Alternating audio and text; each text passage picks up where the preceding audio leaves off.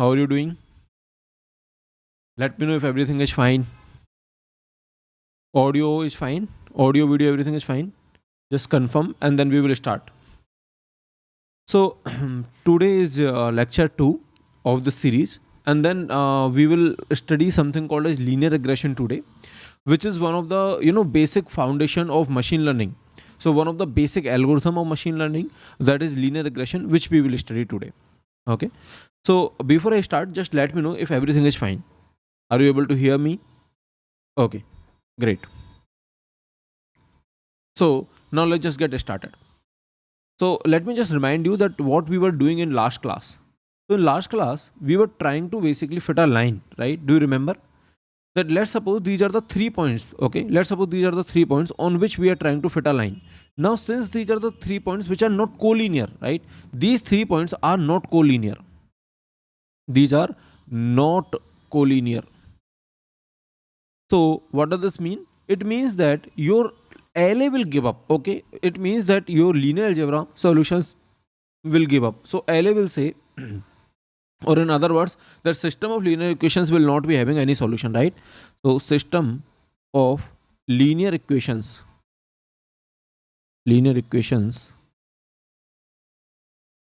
will not have any solution. Is this fine to you guys? So what we ultimately want to do, we ultimately want to basically apply machine learning such that we finally get some solution. If not exactly, if not exactly one line which is possible, which is passing through these 3 points, because there is no such line, then what is the best fit line? That is what we are trying to find out, right? So what is the best fit line? So for example, if I just ask you that is this the best fit line, then intuitively you will say that no, it doesn't seems to be the best fit line, right? This doesn't seems to be the best fit line. What about this? How about this? So these are the multiple possibilities, and if I just keep on asking you, then you will say that okay, let's just have some mathematical formula for this. Let's just have some mathematical way to say that okay, this is the best fit line, and that's what we have defined in the last class, right? So in the last class we have said like what is the mathematical way to define the best line. Now so in the like there is a mathematical way to answer this question, and that's what we were trying to do in the last class. Now today we will just extend this idea, or we will just see this idea from the machine learning perspective. So till now we have been little bit familiarizing ourselves with the machine learning. Today you can say is the very first class where you got to know little bit about the machine learning, and today is the very first class where we will be just starting machine learning, right? Okay. So let's suppose if I ask you that what is the best fit line, then you will say that the line which is minimizing the errors, right? This is the error, and the line which is minimizing the error is the best fit line. So line which is minimizing the total error, this is the best fit line, right? This is the best fit line. Is this okay to everyone? Okay, I hope that is fine. So we have in fact solved some question, but before that let me quickly remind you that what we were doing. Let's suppose this is x, this is y. So suppose these are the few data points, which is, let's suppose x1, x2, x3, like that, right? x1, x2, x3, x4, like that, right? And these are the y1, y2, y3, y4. So let me write y also. Let's suppose this is y1, y2, y3, y4, like that, right? Now suppose you say that the exact relationship between x and y is not possible, which means y equal to, let's suppose, 2x plus 3, or this exact is not possible. Then we will say, if exact is not possible, then we can have some y cap, right? If not y, then y cap. Okay, then y cap is equal to, let's suppose, c1x plus c2, or ax plus b, whatever you like, right? So let's suppose c1x plus c2. Let's suppose y cap equal to c1x plus c2. Now what we will do, we will say that for this x1, y1 cap, okay, y1 cap will be c1 x1 plus c2, y2 cap will be c2 x2 plus c2, c1 x1 plus c2, this is c1 x1 plus c2, or ax plus b, you can write in any way. Y3 cap will be c1 x3 plus c2, right? So these are the by caps. Now what we want to do, we want to minimize the error. So what is the error? The difference between these two, right? Since we don't want to cancel out the differences, that's why I'm taking the modulus or the square. You can take anything. Okay, but modulus is actually a little bit difficult to differentiate. I mean, we have to define two cases. If x is less than 0, then mod x is basically minus x, like that, right? Then mod x is minus x, like that. So we have to define two cases, then we need to differentiate. So there's a little bit problem in differentiating mod x. So that is why I'm taking the square. So the final total error will be like this: y2 square, y2 minus y2 cap square plus y3 minus y3 cap square. Is this fine to everyone? Is this fine? Okay. Now, what is the total error? Let me write it in terms of C1, C2 also. So, in terms of C1, C2, we'll be writing it. Then y1 minus C1x plus C2. Okay. So since it is already minus, so I can just put the bracket here. Square plus, this is x1. This is for x1 plus y2 minus C2 C1 C1 x2 plus C2 square plus y3 minus C1 x3 plus C2 square. So this is the total error. Let me know if that is fine to everyone. This is the total error, right? And we want to minimize it for C1, C2. This is the total error that we got. Total, we can call it a squared error, okay? Because this is the error basically, and we are taking the square of that error. So I can say total because there is a summation. Summation means total, and this is a square. That is why I will say total squared error. Okay, squared error. So this is total squared error, not I mean, it is better to call it squared error because we are taking the square before summing it up, right? Is this fine to everyone? Okay. Now some people take the mean also. Which means some people divide by 3. You can divide by 3, and you do not divide by 3. Doesn't matter for our optimization, because if we differentiate this, then 3 will not be playing any role. 3 will be anyway going to 0. If you put the differentiation of this to be equal to 0, then 3 will anyway going to 0. So this is called, instead of total, if you are dividing by 3, then you can call it mean. Okay, if you are dividing by 3, then you can call it mean. So if you are not dividing by 3, then you can call it total, and if you are dividing by 3, then you can call it average. Okay, instead of calling a summation or total, you can call it average square error or the mean square error. Okay, or mean square error. These are just terms, but I hope you understood that what we are trying to do.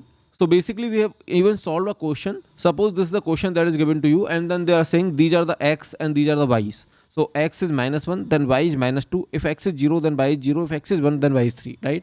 So these are the relationship between x and y. Sorry, this is the data basically, okay? Now we need to find the relationship. So there might not be directly exact equal to. So which means that there might not be some C1 and C2 or some A and B, AX plus B, which is exactly equal to this. That's fine, right? So what we are trying to say, that if not exactly equal to, then maybe some AX A and B, or maybe some C1 C2, such that they are actually approximately equal, right? But this C1 C2 should be the best one. So how to go about it? We will be basically writing the errors. So this is the first error, square error, second error, third error, and then we will sum it up, and then we will be differentiating it to be 0. Okay, then once you differentiate it to 0, then you will be getting your A and B. That's what we did yesterday. Now let's just move to the next set of problems, right? Now let's just move to the next set of problems. Okay, so I hope you understood this. So basically what we are trying to do, in a matrix format, if I write, let me write in the matrix format also. So we have some system of linear equations that we want to solve. So there is some y1, there is some y2, there is some y3, right? These are the y's, but exactly getting these y's are not possible. So we are saying, let's just suppose there's a y cap, okay, which is approximating this y. So there's a y1 cap, there's a y2 cap, there's a y3 cap, right? So y1 cap could be c1x1 plus c2, something like this, right? This could be c1x2, or maybe instead of c1 c2, what should be the good number apart from a and b? Alpha, beta, pq, maybe cd. Okay, can you give me some alphabets which looks good apart from ab? maybe PQ, or what should I take? CD. MX plus C. MX plus C is also fine. Okay, so you can take anything. Let me just take C1, C2. I think that's good. Okay, C1x1 plus C2. C2x2 plus C2. Sorry, C1x1 plus C1x2 plus C2. And then this is C1x3 plus C2. Okay, so we are saying that if not directly equal to, if these two are not directly equal to, then we will just find out the closest possible C1 C2, right? C1 C2 such that these two are closest possible. Similarly these two are closest possible. Similarly these two are closest possible. So we will do it for all the data points, right? So if you notice that what we are trying to do, let me just tell you, we are just saying these equations can be written in form of matrix, which means I can just say this is just x1 x2 x3, this is just 1 1 1, this is c1 c2, right? c1 c2, and then these are y1 y2 y3. So what I'm just trying to say here is that this is your ground truth. Ground truth means this is the reality. Okay, this is your ground truth. Ground truth, right? And this is your prediction, model prediction. This is your model prediction, right? This is the ground truth, this is the model prediction. Is this fine to everyone? I'm just writing these in the vector format, right?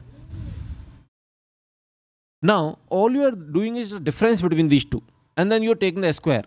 So basically you are taking the difference between these two, or in other words you are trying to solve. Okay, you are trying to solve this equal, but exactly equal not possible. So basically you're trying to solve this equal to, but exactly equal, as I told you, that might not be always possible. So this is basically you are trying to solve, which we are saying ax equal to b, right? So let's just suppose this is a, this is x, then this is equal to b. So basically you want to solve ax equal to b, but ax equal to b is not solvable in this case. So you can say may not be always solvable here.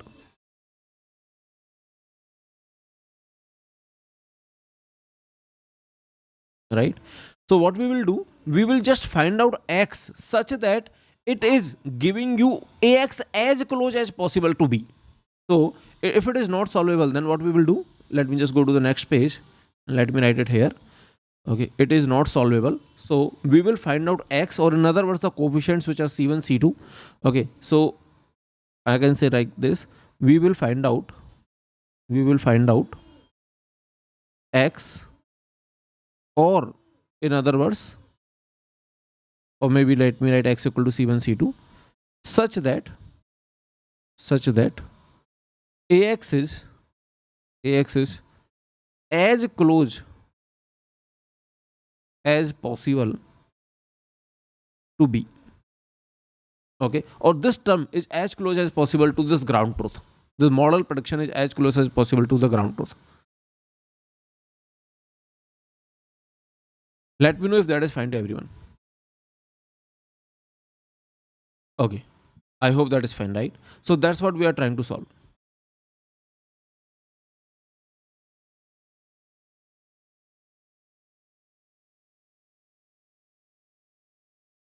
So basically this as close as possible means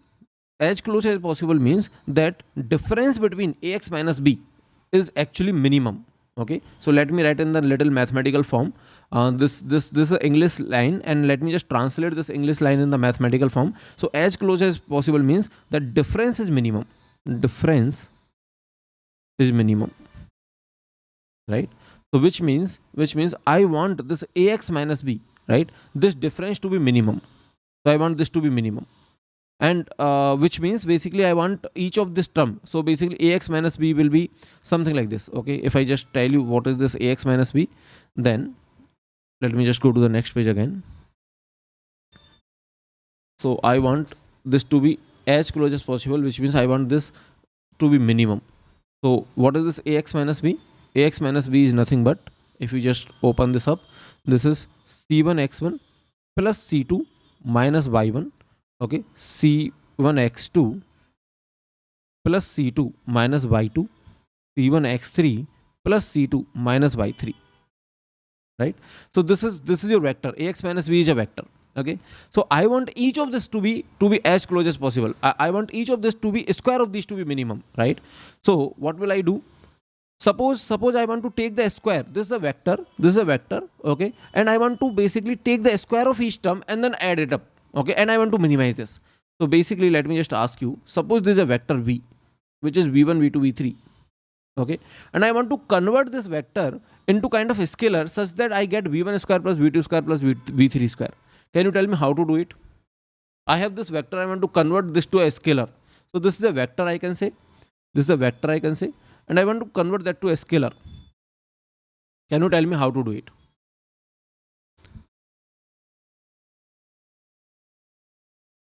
Okay, just forget about machine learning. This is just a linear algebra question.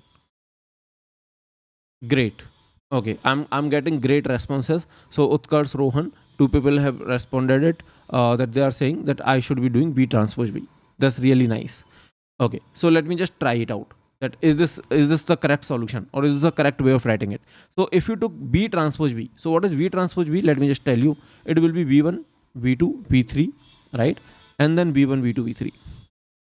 So it will be v1 square plus v2 square plus v3 square. That's great, right? So basically given this vector, if I want each of this term to take the square and then add this up. So basically this is nothing but mod b, norm of b, or the magnitude of b square. Magnitude of b is nothing but, if you know this, it is b1 square plus v2 square plus v3 square, right? So it is nothing but magnitude of b square, which will be v1 square plus v2 square plus v3 square, right? Or in other words, like this, okay? Or you can say this is nothing but norm of b square, right? So it is b transpose b basically. So ax minus b is this. I don't want to minimize this. I want to minimize the squared and then summation. So basically I will say I want to actually minimize the thing that I want to minimize is nothing but ax minus b transpose into x minus b. Or in other words, ax minus b norm whole square, right? This is b square only. V transpose, either you write v transpose b or v square. Both are same, right? Both are same. Is this okay to everyone? Let me know. Okay, I hope that is fine, right? Great. So basically you should be understanding that what we are doing. We are basically trying to mathematicalize this, okay, in the sense that given this English statement that we want this ax and b as close as possible, we want to say that, okay, how to make it as an optimization problem, right? So this is one of the I can say, one of the breakthrough or one of the entering way to the machine learning. So we are just getting entered into the machine learning, okay? We are just getting entered into the machine learning. So I will say that I want to find the x or c1 c2, okay? So don't get confused with this notation. This is x1 x2 x3, but this is c1 c2, okay? This x is actually c1 c2. Actually ax equal to b is very popular, otherwise I could have written a y, or okay, y is also taken, okay, or maybe a r or a s or whatever, right? This ax equal to b is actually very popular, that is why I'm writing ax equal to b. So x is c1 c2. So basically what I'm trying to say, that I want to find the c1 c2 or the coefficients such that this is the best coefficients, or in other words that minimizes this, okay? So I will say currently I'm just in linear algebra or optimization viewpoint, but I will just switch it to machine learning, okay? In a while I will just switch it to machine learning. So I want to minimize. Let's suppose this is just linear algebra and optimization problem. Let's forget about machine learning. Let's forget about the construct. Forget about the context, that whatever we were having earlier, right? So let's suppose I directly give you this question. I want to minimize this, okay? For x, what is the best value of x that minimizes this? Let's suppose I directly give you this question. There is no machine learning here. There is linear algebra and optimization, which means calculus. So what will I do? I will differentiate this, right? Okay, let's not worry about what is a, what is b. I would just want to get the x which is minimizing this. Suppose this is my very first problem, and let's just forget context. For this particular problem, let's suppose context is not important. I just want to minimize this. This is the problem in my hand. And then we will be relating that, okay, how this x and a, we are related or something like that, right? So the thing here is that we are given some system of linear equation which is ax equal to and then b. But ax equal to b is not directly solvable. Let's suppose x is such that ax equal to b is exactly equal. I mean x is exactly equal to b. Then what is the value of this particular function? In this case it will be 0, right? If x is such that possible, which is ax and b both are equal, in that case the minimum value is 0. But the minimum value is not always 0. Why? See, see, if x exists such that ax equal to b is possible, if x exists such that ax equal to b is possible, right? Then this function minimum value is 0, right? Actually this is squared of something, right? This is squared of ax minus b norm square. This is a square of something. Since this is a square of something, the minimum value cannot be negative. Minimum value can either be 0 or it is positive. So 0 minimum is the best case, but it is not always possible. I can say this is the best test case, right? This is the best test ever case. But machine learning is not so smooth in the sense that they will not directly give you ax which is directly equal to b, because it is practically not possible. See, practically you are recording the data. Do you really think practically whenever you're recording the data, let's suppose you are having some real world data, do you really think it will always be like that? It will always be saying, okay, if it is 1 then it is 2, it is 2 then it is 4, it is 3 then it is 6, it is 4 then it is 8. No, right? It might be little bit here, maybe 2.1, maybe this is 3.9, little bit here and there, right? The data will be little bit noisy. Data is always noisy. We will see this later on, but I'm just revealing the suspense. The data is always having some noise, right?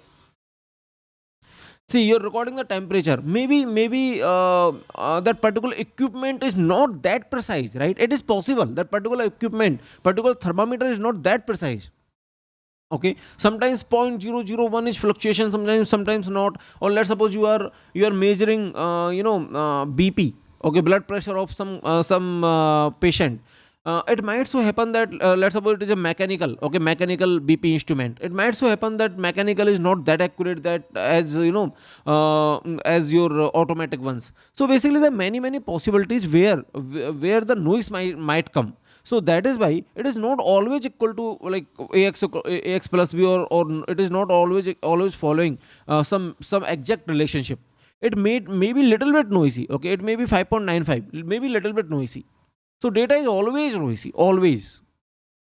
In machine learning, data is always noisy. Okay. So what I'm trying to say here is that if you are having this function, right, you want to minimize this, then if ax equal to b is possible, then this is the best test ever case. Okay, if that is possible, but that's not always possible. That's what I'm trying to say. That is why we want to actually minimize this and find the value of x which is the best value of x. Okay, if it is possible, then automatically x will be a inverse b. Okay, automatically x will be a inverse b if it is possible. But if it is not possible, then x will be something which is minimizing at least the errors, squared errors. So this is the sum of square errors. Okay, this is the sum of squared errors. Is this fine to everyone? Okay, so this is the final objective that we want to do. We want to basically minimize this. Let's just call it loss or error, whatever you like to call, right? Let's just call it loss. This is the final objective. Okay, is this fine? Now how to solve this? How to solve this is basically we want to differentiate this with respect to x. Okay, so here let's suppose this is c1 c2, x is c1 c2, so it will be differentiated with respect to c1 first, or maybe let's suppose if you are taking small a small b, okay, it will be differentiated with respect to a and b or c1 first, and then it will be differentiated with respect to c2 next, right? Or in other words, we directly can differentiate with respect to this vector x. Okay, so let me just tell you that how to differentiate with respect to directly vector x. So we have something like this, right? We want to differentiate this, which is a scalar, with respect to x, which is a vector. See, this whole quantity is scalar only. Okay, this whole quantity is scalar only, and we want to differentiate this. Either you can directly differentiate with x, or you can differentiate with c1. Okay, so basically differentiation with x is nothing but differentiation with c1 c2 only, which means it will be written like this. Okay, but let me directly tell you that how to write in the vector form, because we will not be again and again going to the scalars and all. Okay, let me directly tell you that how to write in the vector form. So basically, if you want to differentiate this, let's just take it directly. Okay, and just treat it like a normal function. So if you differentiate this, then differentiation will come out like this. So it will be 2 into ax minus b, and differentiation with respect to x, right? Now you need to multiply a also. So basically here, since these are the matrices and all, if you directly multiply a, this multiplication will not work. Okay, I mean dimension wise it will not work. So if I just tell you dimension wise, see, you need to multiply by a, right? Ax minus b, and then you need to multiply by a. So dimension wise what will work is basically a transpose, which is here. Okay, so the only difference between the normal differentiation and here, that you need to take care of the dimensions. So if you differentiate this, this is 2 into ax minus b, and then you also need to multiply by the a, but directly multiplying by the a will not work dimension wise. That's why we need to multiply by the a transpose. There is a thorough proof of this that we have done in the complete course, but currently it's not required. Just to tell you that okay, you need to work with this dimension, you need to multiply by the a transpose. Just to tell you this, I don't want to spend 1.5 hour of the lecture. So just take my words that if you differentiate this, then this will come out.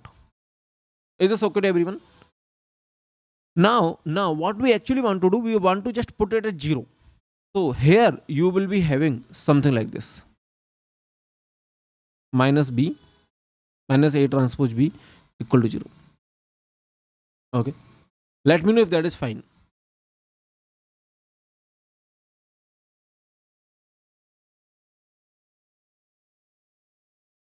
Okay, I hope that is fine, right?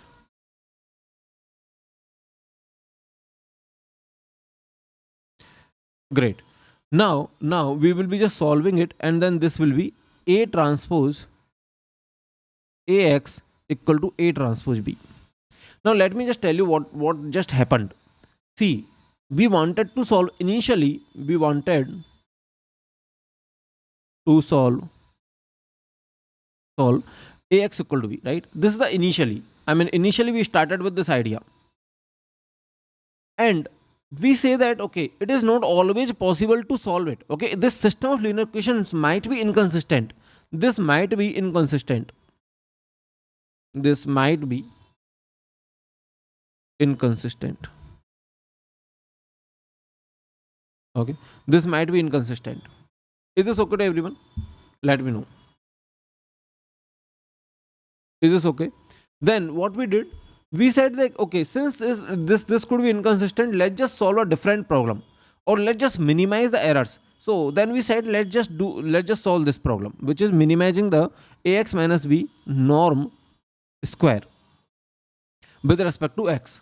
Now if we solve it, or if we put the differentiation of this equal to 0, okay, differentiation of this equal to 0, then we got to know that this is coming out to be another equation after differentiation, which is a transpose ax equal to a transpose b. Is this fine to everyone? Let me know.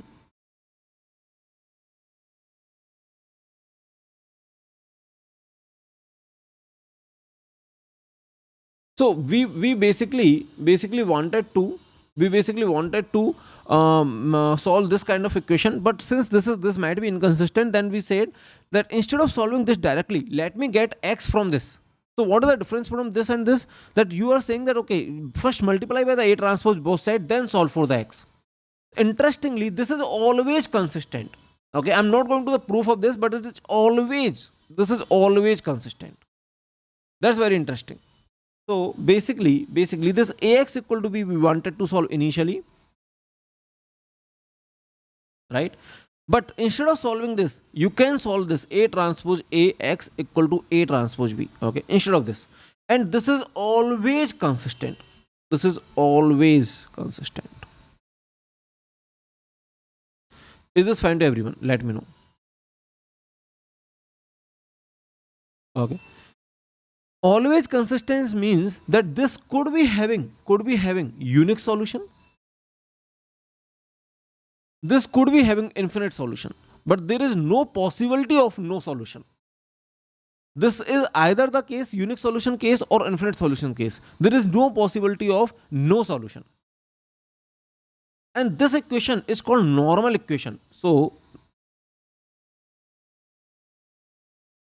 there is a name of this equation. This is called normal equation. What is the normal equation? A transpose AX equal to A transpose B. This is the normal equation. This is called normal equation.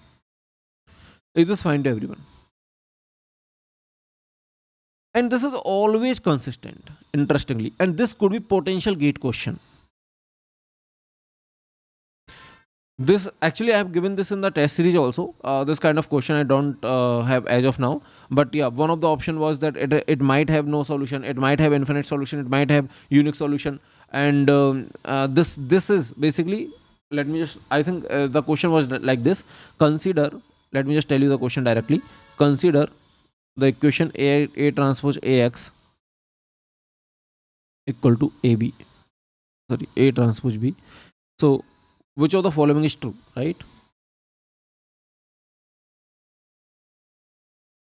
Following is true, is or are true. Basically this is MSQ. Okay, this was one of the test series question. Okay, one of the test series question which I have given. One is that this might not have any solution,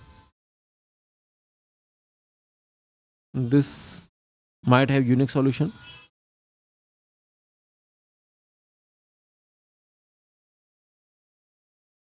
this might have infinite solution, this is least square solution of Ax equal to b. Least square means that we take the square and minimize. Okay, this is called least square. I told yesterday also, this is least square solution of Ax equal to b.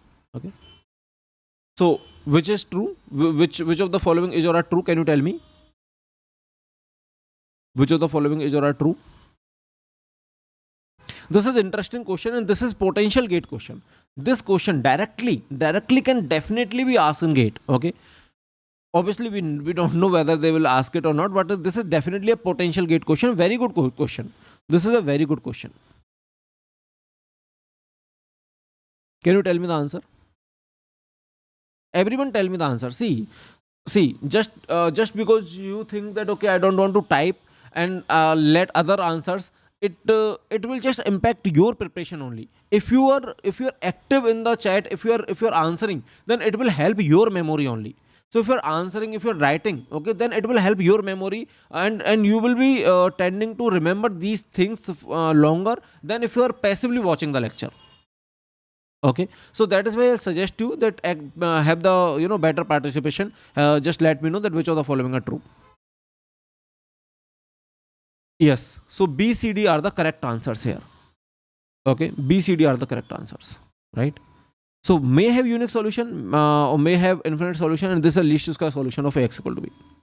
Suppose that Ax equal to be exactly possible, then in that case also, okay, if Ax equal to be exactly possible, then X will be A inverse B.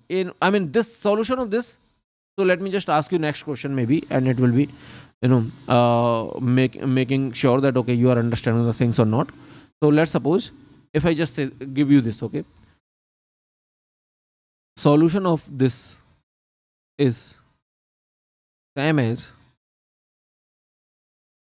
Ax equal to B if Ax equal to B is consistent.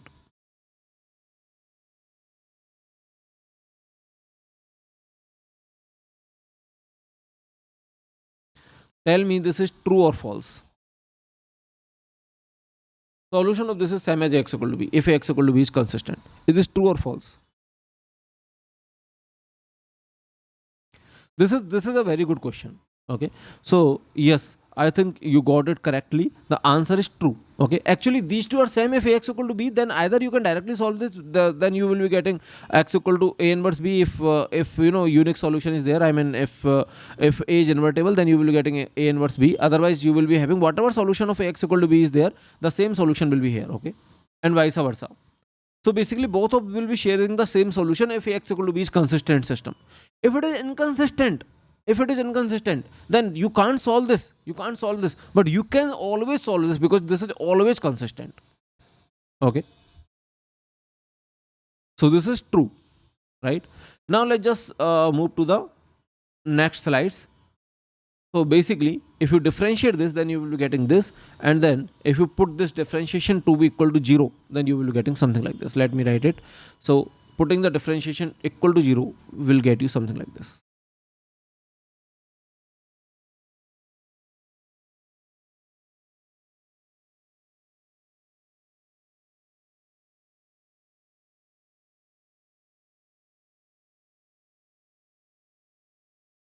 From here, you can easily solve for x. X will be uh, A transpose A. If it is if A transpose A is invertible, in that case I'm telling you, okay, if A transpose A is invertible, then it will be A transpose A inverse A transpose B. Okay. Okay, I hope you little bit understood. Maybe we can solve few questions and then you will be understanding it more. Suppose they are saying find the equation C0 plus C1x of least square line for this data. So basically they want to solve least square solution and the data is given like this.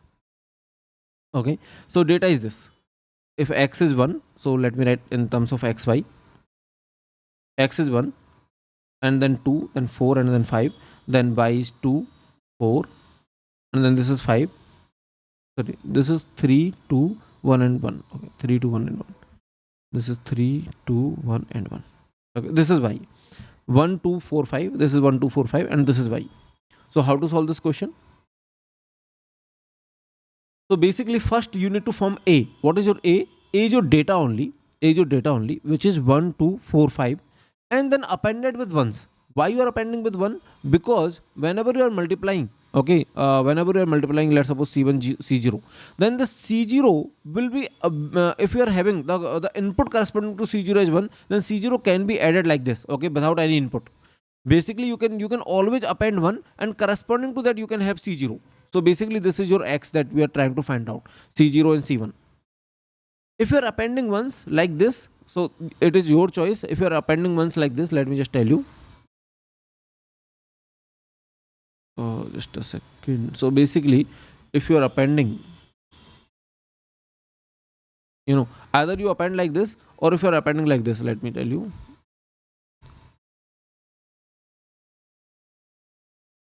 Then 1, 1, 1 here. Okay, if you are appending like this here, then you need to change this order also. You need to write C0 first and then C1. Okay, you can do anything, append at the first or append at the last. Okay, append here at first or append at the last. Basically corresponding to C0 you should be having input as 1. Now what is your B? B is your y, right, that you want to solve. 3, 2, 1, 1. So you can say this is your B. Okay, so this is A, this is your obviously x, and then this is your B, which is 3, 2, 1, 1, which is y, right? Now you want to solve for ax and b, ax equal to b, and ax and b, everything is here on the slides. Now you can directly solve for A transpose Ax equal to A transpose B. So instead of solving Ax equal to B, you can directly solve for this. Okay, A transpose A, X equal to A transpose B, because this is always consistent. Understood? So let's just do one thing. Let's just find out A transpose A, and then A transpose is easy to find out. Then let's just find out A transpose A. So if A is this, they have appended it first, that is fine. Okay, in the solution they have appended it first, because corresponding to C0 you should be appending. Okay, that is the only thing that we want to observe, that corresponding to C0 we should be appending.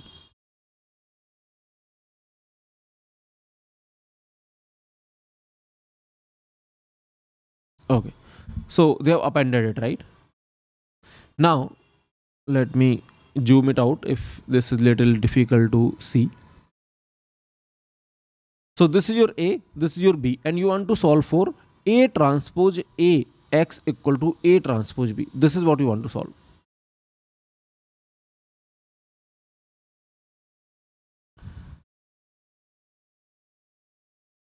Yes, so Utkarsh has a good question. Utkarsh is saying that if Ax equal to B is consistent, then we don't need to do it. Yes, that is correct. But there is no harm in directly solving A transpose X equal to A transpose B. Because if Ax equal to B is consistent, then also it will give the same solution.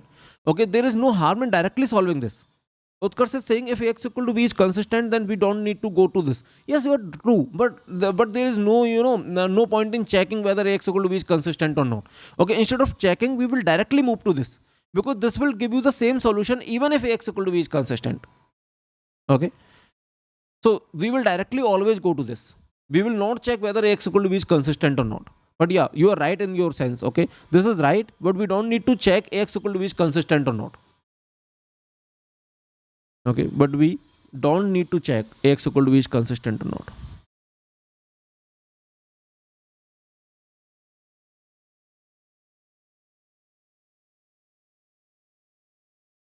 Understood? Okay, let me know if there is any issue till this point. So basically we will be directly solving A transpose Ax equal to B, right? So A transpose A is this, and now you can find out A transpose B also. Just a second, let me copy that also. Okay, so now you can find out A transpose B, which is like this. So I think everything is here on the slides. Okay, so everything is here.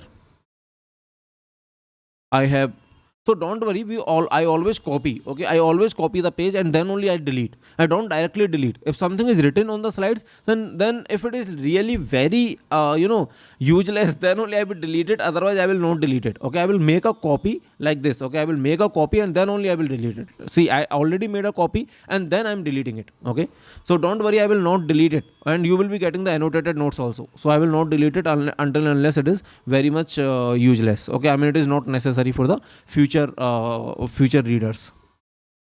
Okay, so this is A transpose A and this is A transpose B. Now all I need to do is basically need to solve this A transpose A x equal to A transpose B, or in other words I need to solve for this equation, which is 412 1246, and then x is c0 c1, or you can take any other variable if you are comfortable with x1 x2 xy, doesn't matter. Okay, you can take any of these variable, equal to 7 16. So basically we just need to solve this system of linear equation.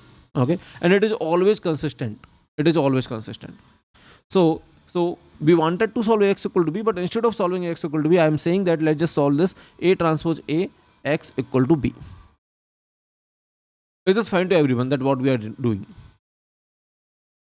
Okay, great. So basically if you solve this, then you will be having, let me write the row reduction also, and let me just solve this.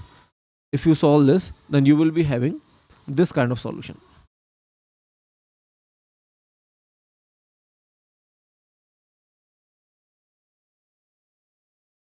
Okay, so row reduction is giving you this.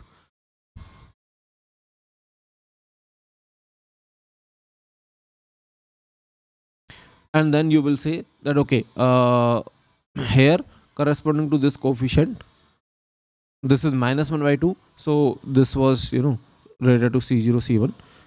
I think first was c0, so c1 is -1 by 2, c1 is -1 by 2, and c0 is 13 by 4.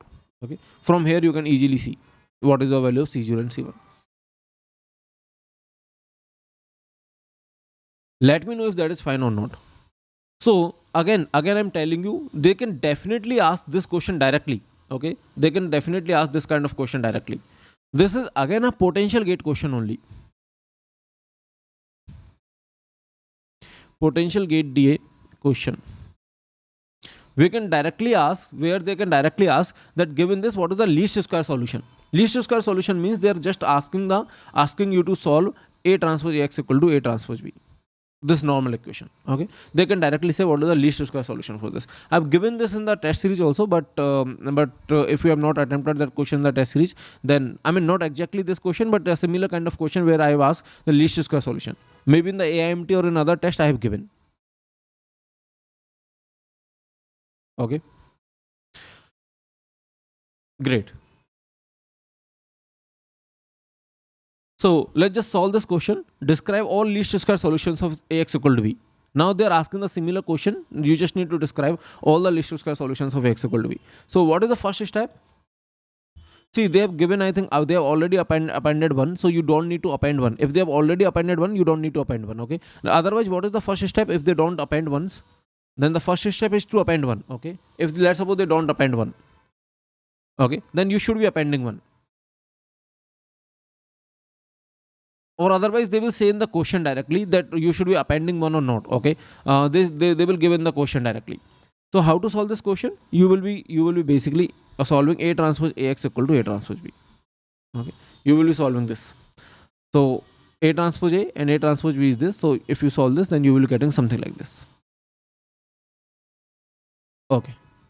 So basically, moving further, let me just tell you that what we have covered till this point. So we wanted to solve a x equal to b. We wanted to solve this, but linear algebra said that okay, if this is inconsistent, then we can move to the another set of equations, or we can directly move even without checking whether it is inconsistent or not. So linear algebra is saying that okay, for the inconsistent system I will not be able to find the solution, but with the help of optimization, with the help of LA and optimization,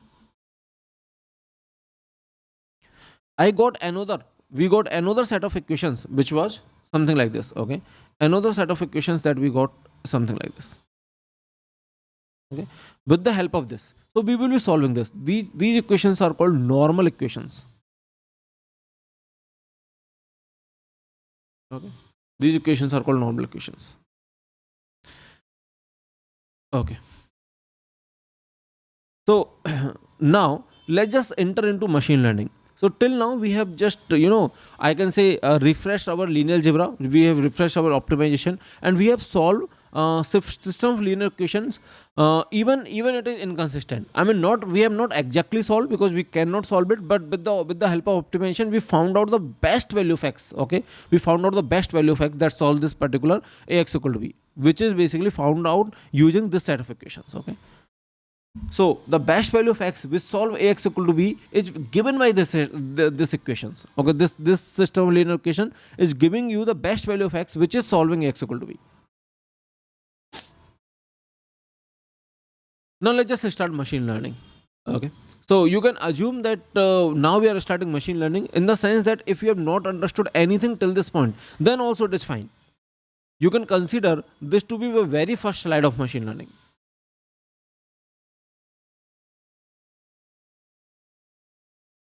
Okay, is this fine to everyone?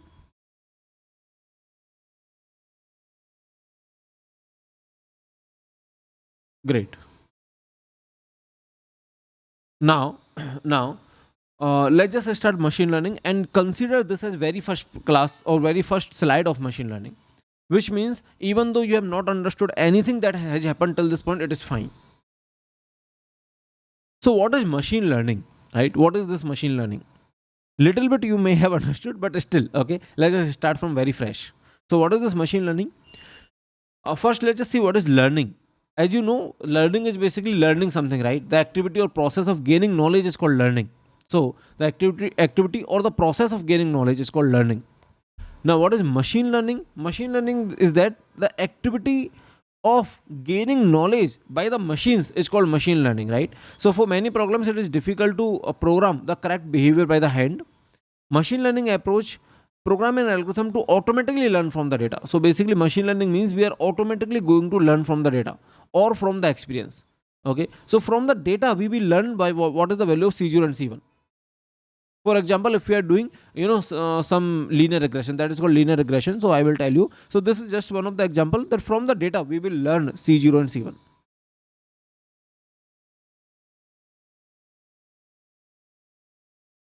Okay, now once c0 and c1 is learned, let's suppose I'm done with learning c0 and c1, and then I will say that my model is this. Okay, I'm keeping it by cap because I'm saying that this is exactly equal to this. Okay, exactly equal to means this is the prediction.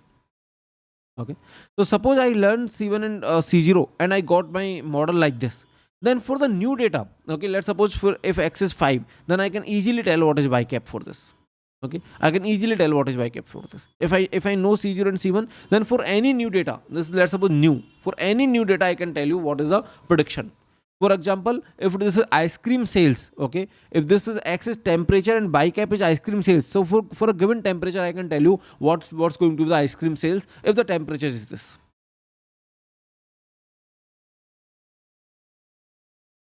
Okay,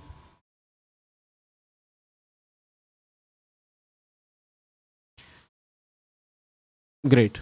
Now let's just move to the next slide. So basically machine learning is not only helping you to know the C0 and C1. It is a vast field. For example, it can predict the word species, or given this word you can predict that, okay, what is the species of this word, given this image. And similarly, there are many other applications you will get to understand slowly. There are many other applications. For example, if you want to have English translation to some other language translation, for example French translation, you can do it using machine learning. Okay, although this is not in our syllabus, but I'm just telling you the possibilities of machine learning. Although this doesn't come under our syllabus. Yes, this kind of things can come under our syllabus if you just want to predict the bird species. That is called classification. Okay, classification techniques, these we will definitely cover. Machine translation is also possible. This is called machine translation, by the way. This language translation is called machine translation in machine learning terms. Machine translation, this is also possible using machine learning. In fact, machine learning algorithms have been doing very good in this machine translation. Okay, apart from your hand coded algorithms, these hand coded algorithms doesn't do very good. Machine learning algorithms does extremely well on this language translation or machine translation. Okay, we can predict the win probability of a given game. So basically there are many possibilities like this, and there are many others. Okay. Okay, so suppose there is no machine learning. In that case, you need to hand code it. For example, if there is no machine learning, in that case, you will say that, okay, if the color is this, if the bird eyes are this, if the bird feathers are like this, if the bird legs are like this, then the species is this, right? So you need to hand code lot of the things, which is not practically possible. If machine learning is not there, then without machine learning, you need to be bird expert, right? You need to be bird expert. Is this okay? But with machine learning you can basically do all of this without being any expert. I mean, you just need to be machine learning expert. You don't need to be bird expert. Okay, similarly, you don't need to be chess expert. You don't need to be language translation expert. You can do all of this using machine learning if you are just machine learning expert. Okay, you don't need to be very data specific expert. You just need to be good with the machine learning, and then you can do all of this. Okay. Without machine learning, basically very specific instruction. With machine learning, you just pour the data into the computer, and then this will take care. Just pour the data into the computer. Without machine learning, you have to actually tell like this. Okay, you have to write each and every instruction, or each and every line of the algorithm, and then you need to tell that, okay, follow this, follow this, follow this, follow this, follow this, like that. Just a typical program. Okay. So these are the three types of machine learning problems. This is not in the syllabus. Reinforcement learning is generally no one study, only the specific people study. Okay, those who are very much interested in RL. Generally, people study supervised and unsupervised. Okay, so let's just move to the next slide. So basically, what is supervised? Let me just tell you first, and then we will see that what is unsupervised. So in the GateDS syllabus, supervised is there, unsupervised is there. This is not in syllabus, and I think it will never be. Okay, it depends, but I think it will never be in the syllabus. So currently, it is not in syllabus for sure. Okay, it might be in the syllabus after 4 5 years. I don't know, maybe after 10 years, but in the near future, I don't see that RL will come in the GateDS syllabus. Okay, so what is supervised? Supervised is basically the same thing that we have just done. So which means you have the data and you also have the labels. So you have X and Y both. and then you are feeding this x and y to the machine learning algorithm. Okay, so you have x and y both. That is called supervised. And then unsupervised is where you don't have y, you just have x. So we will see the example. So suppose you have x and y both in the supervised, and then you are learning some function, right? So the machine learning, using some machine learning algorithm, which we will see that what are the possibilities of these algorithms, and using this algorithm you are learning some function, right? So that is called supervised. Unsupervised, that you just have x, okay, you don't have y. Since you don't have y, you can only do some specific kind of problems, or you can only do something like a clustering or these kind of things only. Okay, you cannot since you do not have y, so you are very much limited, you can say. So you just have x only. So if you just have x, then at most you can say that, see, these x are close to each other. Maybe these people are typically the same people. So you can just do the clusters. We will see this. Okay, we will see this later on. First we will see supervised, because supervised learning algorithms are taking, you can say, major chunk in machine learning. And unsupervised is also there, and it will be taking lesser portion of gate DA syllabus. Or not just gate D, in general also supervised is very important, and unsupervised is basically having the little portion in machine learning entirely.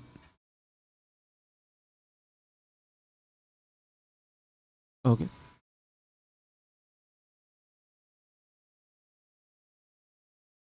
so so today and for much of this course we will focus on the supervised learning only. Got it? Now let's just continue. So there are two type of supervised algorithms. In supervised also there are two type of supervised algorithms. One is called classification and another one is called regression. Okay, one is called classification and another one is called regression. Let me tell you the difference between classification and regression, because it is necessary. Okay, few things are necessary. We will understand what is classification, regression, what is test data, train data. First we will just build the base of machine learning, and then we will be starting the very first algorithm, which is simple linear regression. So till now I said that ML algorithms are of two types.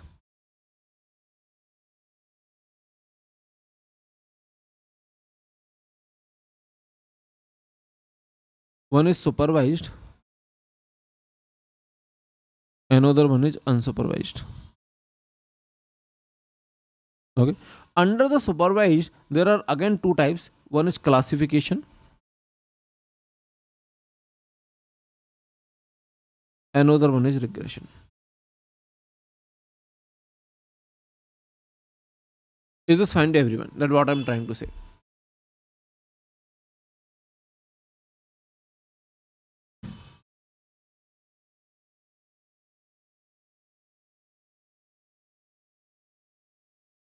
Okay, now let's just see what is this classification and what is this regression. Let's just see what is this classification, regression, and then we will be basically starting one of the algorithm of machine learning, which is linear regression. Okay, we will be starting with regression. So what is the classification? Can anyone tell me? Have you heard about the term classification? Have you heard about the term regression?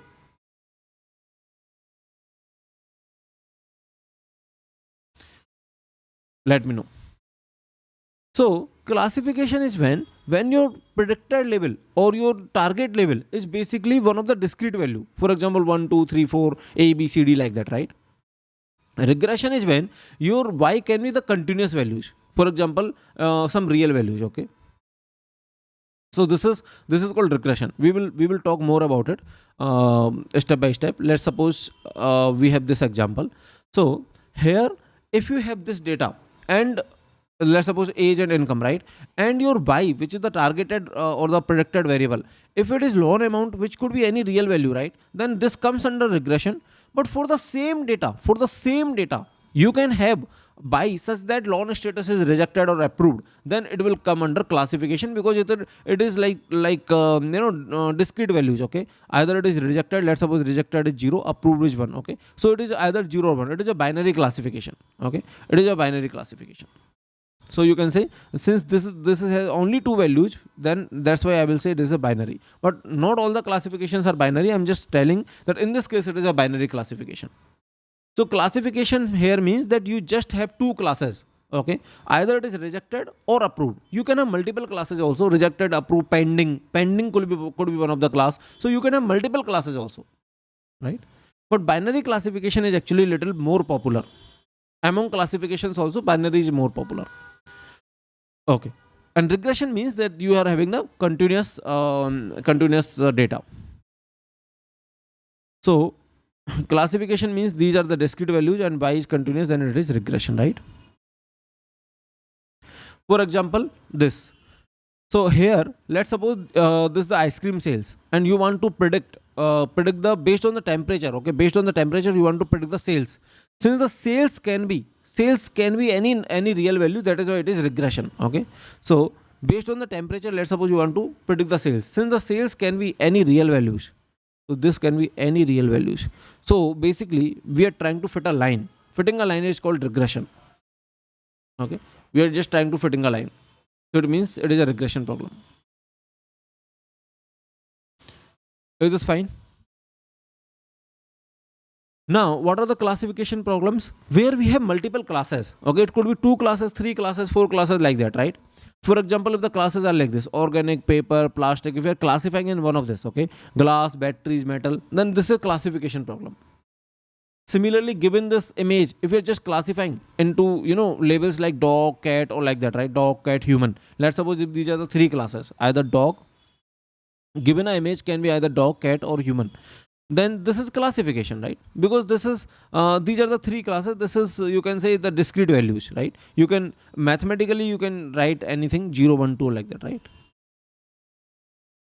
So let me know if that is okay to everyone, that what is the classification, what is regression. For example, let me just give you the example. Here in this particular question, they are asking whether it is a classification problem or regression problem. Using a learning algorithm to predict tomorrow's temperature in degree, is this a classification problem or regression problem? Can you tell me?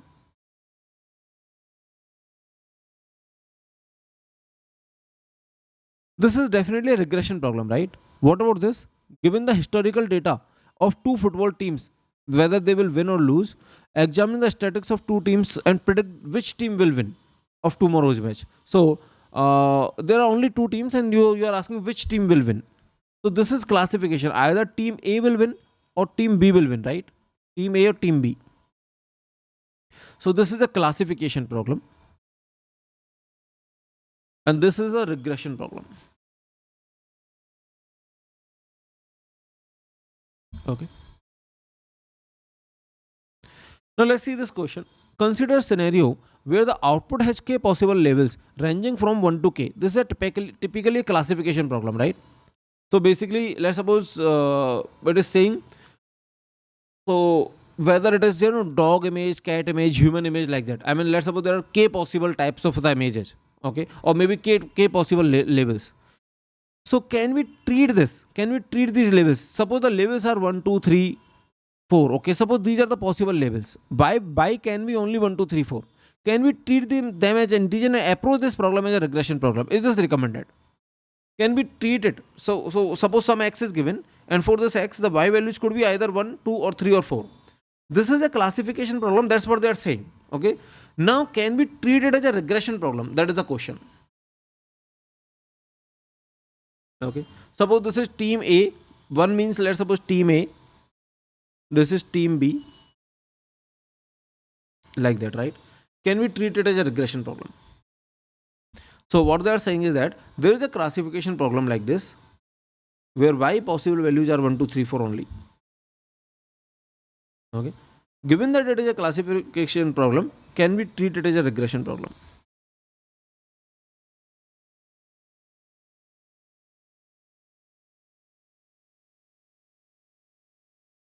Because these are 1, 2, 3, 4. What do you think? Let me know your answer. This is going to be interesting answer. So just let me know. Can we treat it as a regression problem?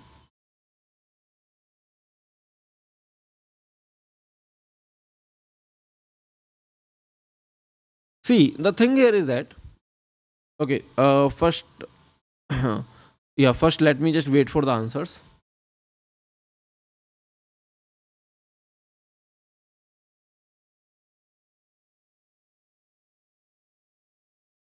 See, here, what is happening? That you are saying 1 2 3 4, right? So in classification you mean this as a class, right? I mean, you don't, do you really mean that team A, let's suppose it is representing team A, okay, this is representing team B, okay, do you really mean that team C is three times than team A? Do you really mean any mathematical relationship? See, it is a classification because there is no mathematical relationship meaning. We don't mean it mathematically. That okay, this is 4 times greater than this, right? These are just numbers, just for my representation. So we don't mathematically mean any relationship between these numbers, right? Don't.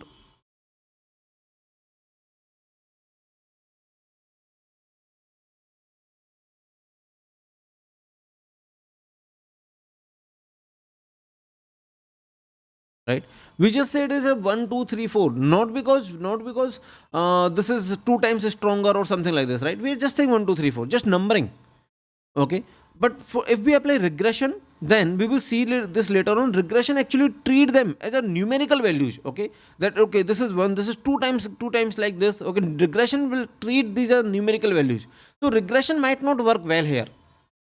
See, see, this is a typical classification problem. We don't mean any relationship. Do you really mean that okay? Do you really mean greater relationship? That okay, 4 is greater than 3. Team D is greater than team C. No, right? You don't mean any ordering. You don't mean any mathematical. You don't need to associate any mathematical science here, right? Any mathematical ordering you don't want to associate. Since we don't want to associate any mathematical ordering, then let's not treat it as regression. Otherwise, regression algorithms which we will see, they basically treat okay y's okay as a numerical values, which means the 4 means 4, numerical 4, which means it is actually 2 times than 2, which is 4 times than 1. Regression algorithms will treat them as mathematical values, and I don't mean to treat them as mathematical values, right? So I don't want to associate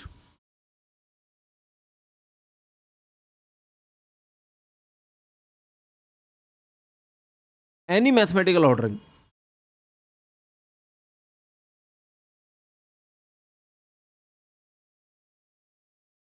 Right, so that is why it is best to treat it as treat this as a classification algorithm, not as regression algorithm, okay. So it is best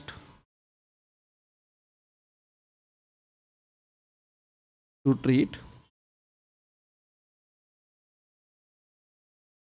as classification algorithm.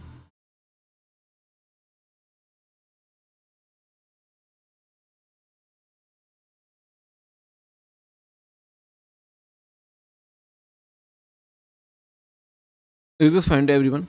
Let me know. Right, okay. So in other words, or maybe let me just tell you another problem, okay. Consider this problem. This is another problem. Let's suppose you have ice cream sales, okay. You have ice cream sales which are something like this. You have x and your sales, x means temperature basically, okay.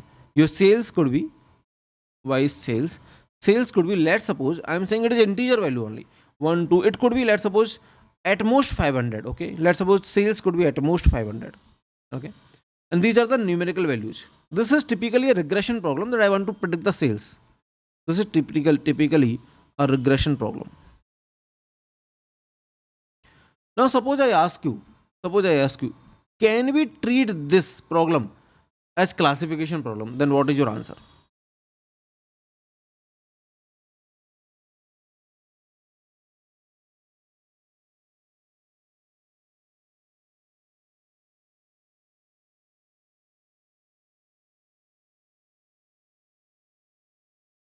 Then what is your answer? Tell me.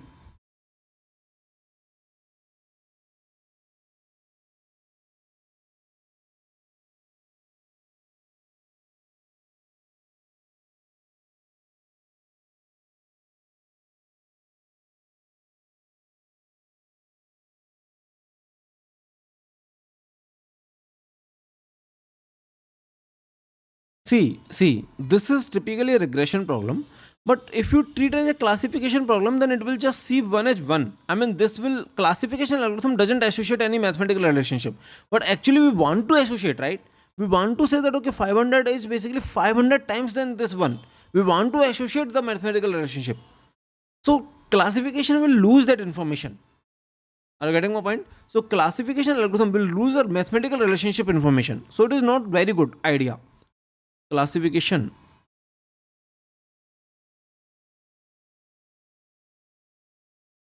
algorithms will lose mathematical ordering relationship, right? We actually want any algorithm to treat this 500 as greater than 400, right? Because this is sales. We want it to be treated like this. But if you apply the classification, it will lose that relationship. So not a good idea. Are you understanding my point? What I'm trying to say, right?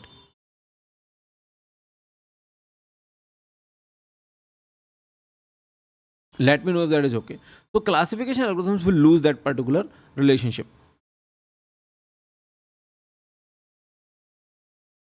So, but what if we apply? What if we apply the classification? Then what will happen? Tell me. If we apply classification, then what will happen? See, you can apply and it may give you the correct answer. So I am not saying 100% that okay, you cannot apply. You can try applying. In machine learning is always like you can try anything. There is no harm in trying. You can definitely try classification algorithms. I'm not saying you cannot try, but if you try classification algorithm here, then it may not be a very good idea. Okay. So basically, on a conclusion, I can say that since the nature of the problem is different, there are certain algorithms for the classification, certain algorithms for the regression. Hence, we need to understand both of them separately. Okay. So classification algorithms are for different problems. Regression algorithms are for different problems. If you mix it, if you apply any classification algorithm here, then it may solve it. I'm not saying it will not be able to solve it. It may solve it because in machine learning anything can happen, to be honest. Okay, it may solve it depending on the data, depending on the algorithm. It may solve it, but it is not a good idea because I want to capture the relationship, right? I want to capture the relationship that 500 is greater than 400, but classification algorithms will not do it. So if you apply the classification, it may able to give you some answer which might be little bit good, but it is not a good idea. So that's why let's just understand classification and regression algorithms separately. Okay. And then you will get to know that why it is not a good idea to apply the classification where the problem meant to be regression, or vice versa. To apply the regression where the problem meant to be for the classification. Okay. So it is not a good idea to mix them.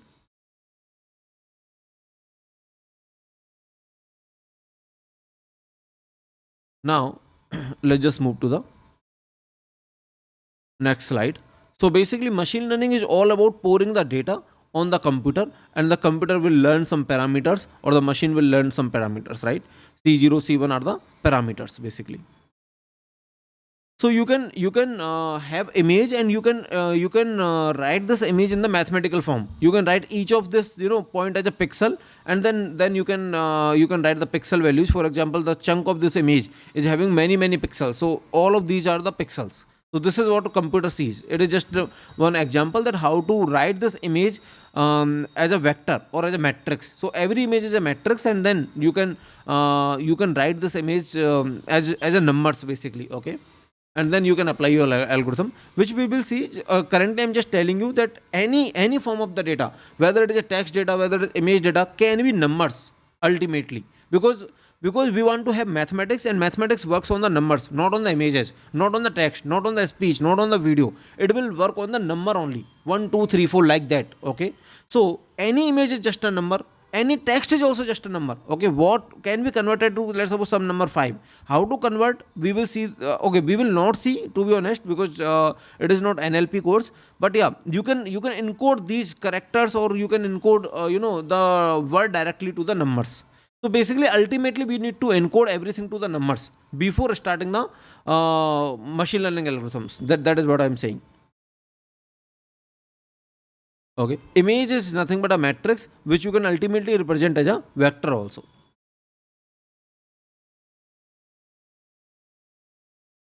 Okay, so Let me know if things are good till this point. So this is just one meme which is just saying that the more data you have, it will be more prediction, okay, or the better prediction. So if you are having the more and more data, the predictions will be better and better, okay, which you will understand this meme later on, that more data is always helpful. It is always helpful for anything to reduce the variance. Okay, better the data, your variance will be less. So what is the variance? We will see this later on. But the better the data or the more the data, your predictions are always better. Okay. Now let's just see this. This is supervised learning.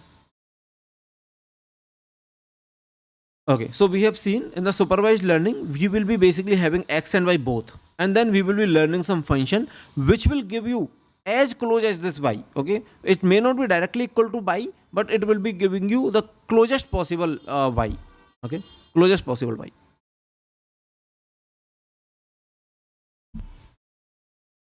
But how to learn this function? How to learn this function? Let's just see. So basically, we have seen, we know the little bit of idea. So we know little bit of idea. Can you tell me how to learn this function? So first we will be writing some parametric form of this function. Let's suppose c1x plus c2, and then we will be defining a loss function. Okay, we will be defining a loss function which is y minus this. Let's suppose this is y cap, which is fx also, y minus y cap whole square, and for all the data points, right? For all the i's, for all the data points. So we will be defining the loss function. We will differentiate this to be equal to 0, and then we will finding the values of c1 c2. Okay, we will be differentiating this with equal to 0, and then we will finding the values of c1 c2. So that is the idea. Like a little bit idea, you know, but we will see this in very good detail.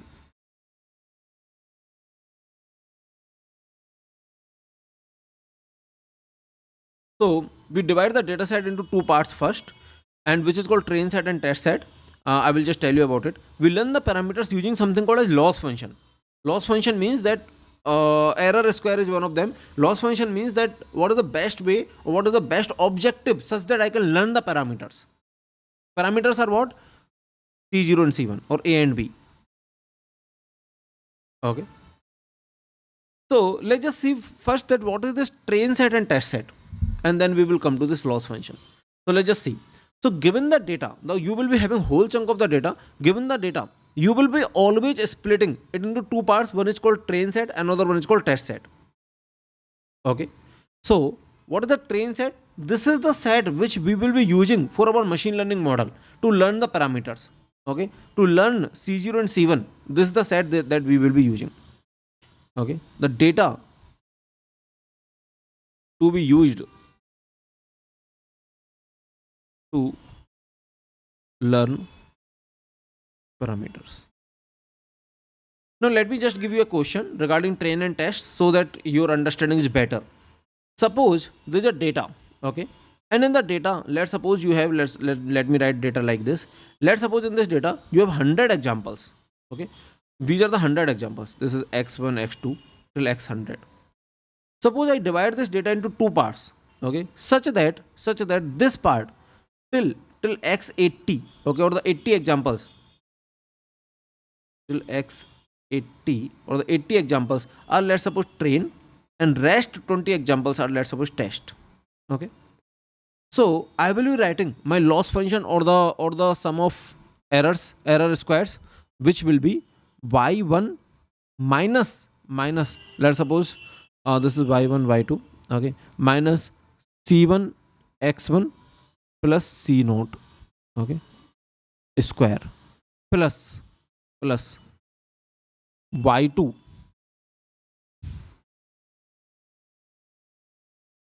minus c1 x1, sorry, x2 plus c naught square, like that. Can you tell me it will be till what point? Can you tell me it will be till what point? If I do dot dot dot, then dot dot dot till what point? Till 80 or till 100? Should be writing by 100 minus c1 x 100 minus c0 square. Is it correct? should we writing till 100 or should we writing till 80? This is the loss function. Okay, this is a loss function. This is the function which will help me to learn the parameters which are C0 and C0.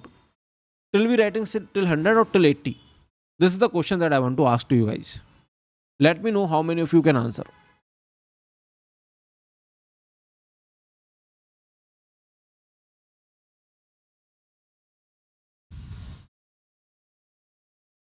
Okay, great. So we will be writing till 80 only, because for the train data only we will be learning the parameters. So our loss function, everything that we do in machine learning for the train data only. Okay, we don't touch the test data. So this is, I can say this is wrong currently, but if I write 80, then this will be correct. I actually need to write 80. So this is what I want to convey, that this is correct, right? Earlier it is wrong. This 100, this is wrong. Okay, earlier was wrong. Is this fine to everyone? Great. So basically, what I'm trying to say, that we learn the function parameters using the loss function, and the loss function is for the train. I mean, you can have the you can evaluate the model, or you can have the loss for the test, but to learn the parameters we will be only using the train. Okay, learn the parameters means that the function that I'm writing, and then I will be differentiating it to 0, then this function should be only consisting the train data.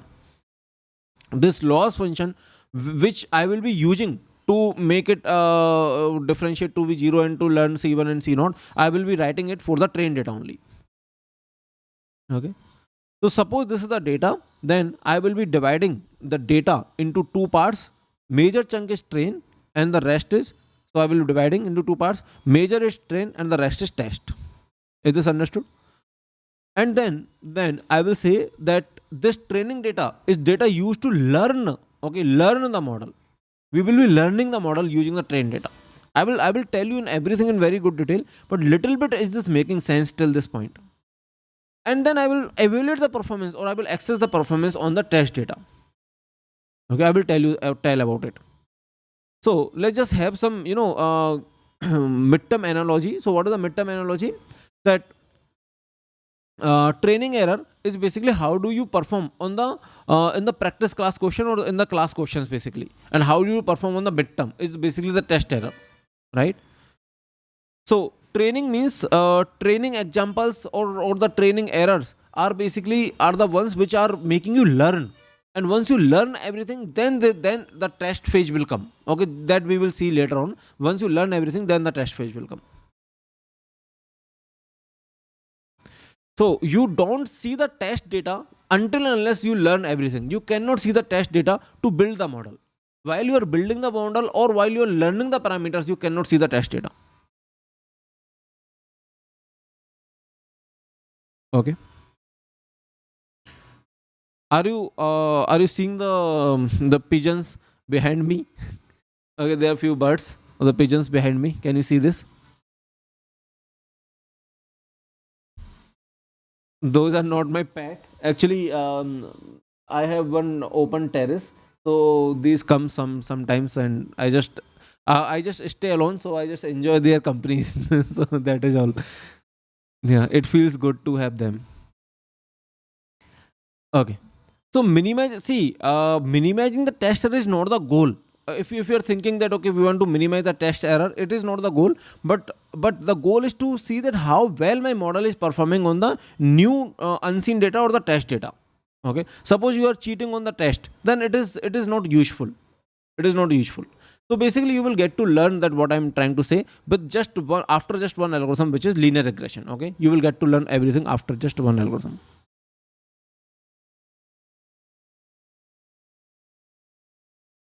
Okay.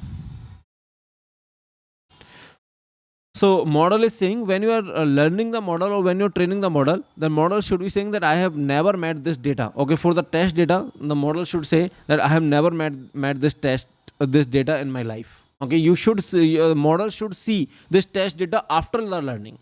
Okay, not while you are learning the parameters.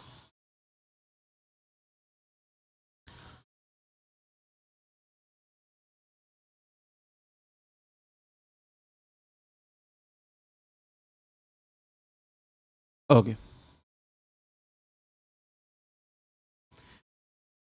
So sometimes we also need the validation side, which I will just talk about little later on. So let's just talk about gate DA syllabus. In gate DA syllabus we have supervised algorithms, supervised learning, which is regression classification. So we will be starting with simple linear regression. Okay, we will be starting with simple linear regression. So let's just start with very first algorithm, which is simple linear regression. So till now, I think everything is clear to you guys. Let me know if there is any doubt, so that I get to know your pace, and then we will be starting a very first algorithm of machine learning, which is simple linear regression.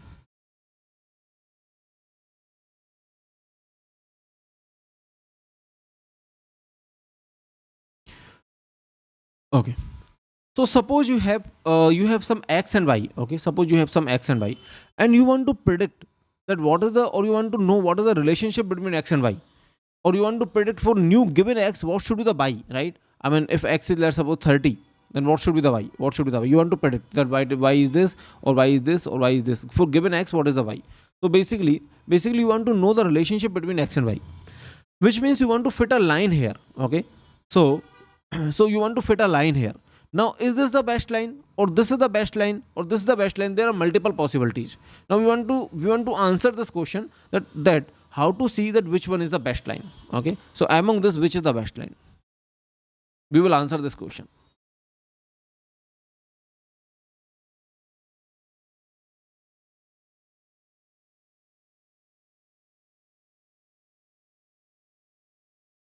So the line may not fit the data exactly, but we can try making a reasonable approximation. Okay, we will say that, okay, what is the best line? Reasonable approximation means we will say what is the best line. It may not fit the data perfectly, because data is not fitting, not getting to fit on any line. So that is why we will be just finding the best line, right? So so how to do it? Suppose this is the best line, or any given line. For this, what are the errors? Error will be, these are the real y's, right? These are the real y. How far my prediction is from the y? So this line is the prediction only, right? This line, this is the prediction. This line is the prediction only. Now, how far my real y's are from this prediction? That is what the error is, right? And I want to minimize the error. So basically, these vertical lines are the errors. Now, can you answer this question? So, what is the correct depiction of linear regression error lines for x? Let's suppose y is ax plus b or wx plus b. They have given wx plus b, which is fine. So, can you tell me whether a is the correct answer? Are the errors these vertical lines like this, or these perpendicular lines like this? Which one is the correct answer?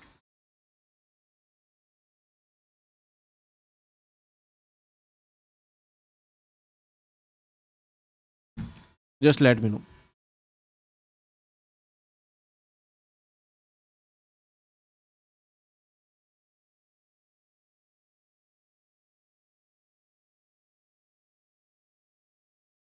Okay.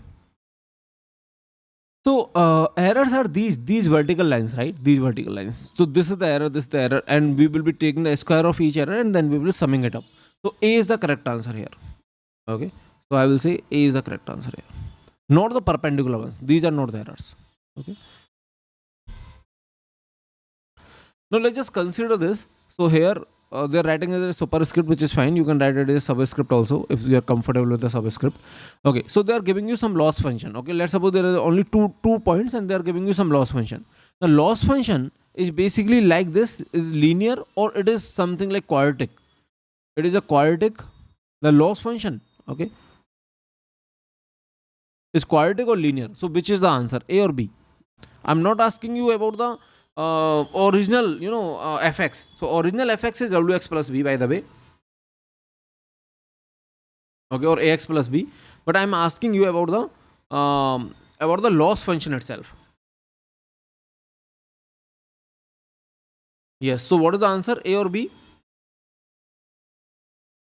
It will be B, right? See, the loss function is quadratic. Okay, loss function is not linear. So B is the answer. Okay, it is quadratic function.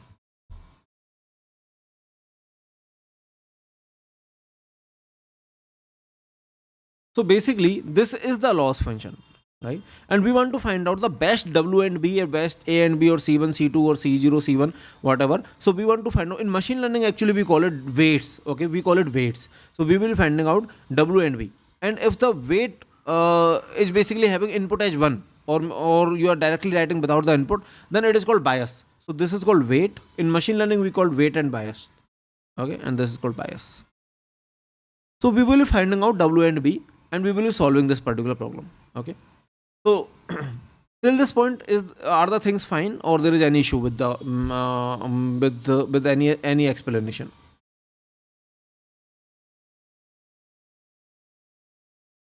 So how to do it? How to do it?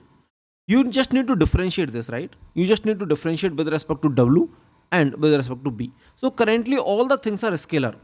Okay, let me quickly differentiate. Currently all the things are scalar. W is scalar, B is scalar, everything is scalar. Okay, then we will be moving to something called as multiple linear regression, where it might be the vector, but currently W and B are scalars. So how to find out W? You just differentiate this with respect to W, and you just differentiate it with respect to B, and find out W and B both. Can you try doing it quickly?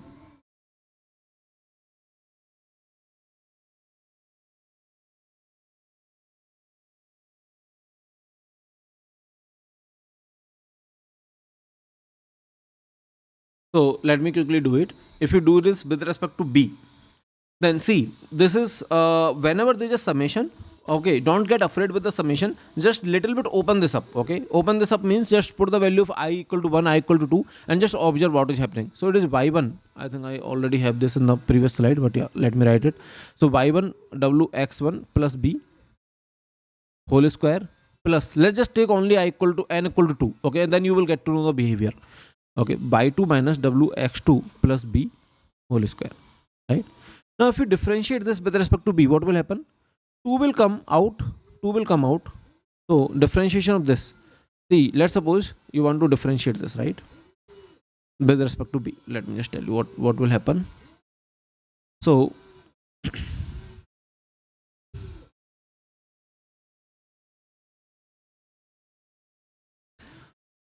this 2 will come out, and then this will be 2 into y1 minus wx1 plus b, right, into differentiation of this with respect to b. What is the differentiation of this with respect to b?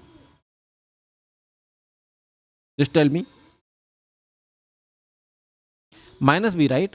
It is very easy. Minus b. Differentiation of this with respect to no, sorry, not minus b. What is the differentiation of this with respect to b?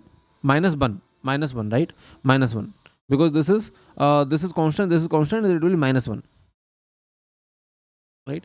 Plus the same thing, instead of y1 it will be y2. So basically plus the same thing, but instead of y1 it will be y2.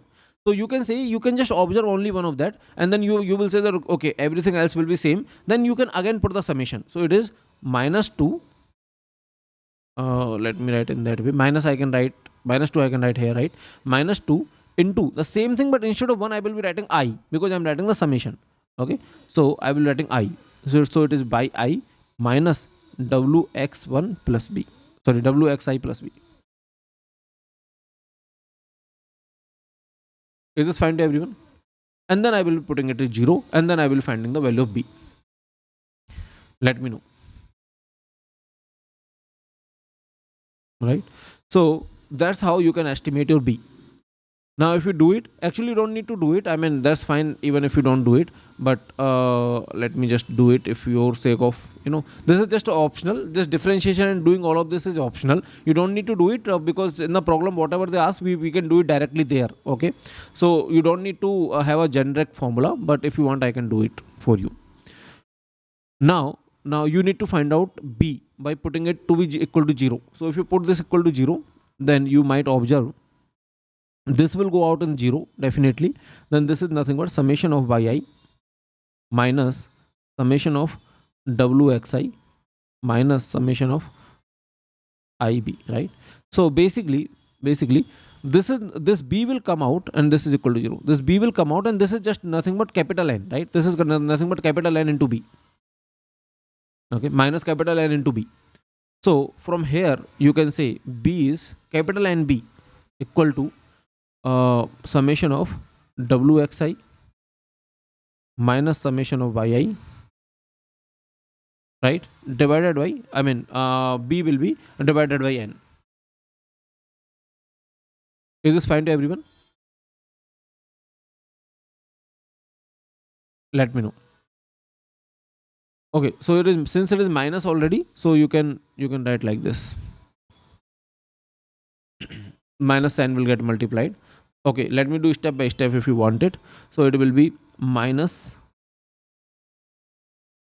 the total thing will be minus NB minus NB equal to, this will go there,